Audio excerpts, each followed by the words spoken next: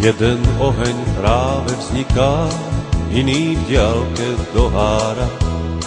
Život v prírode je voda, tak ju pijme z pohára. Slnko vyjde každé ráno, či je pekne a či dážď. Veď aj povahu má každý, niekto inú dobrý zvlášť. Nový život sa dnes rodí, iný od nás musí ísť. Príroda je krásne mocná, nechcem tomu uveriť, že ešte včera niečo bolo, niekto žil a už ho nie. Aspoň v tomto sme si rovní, kto to mohol vymyslieť.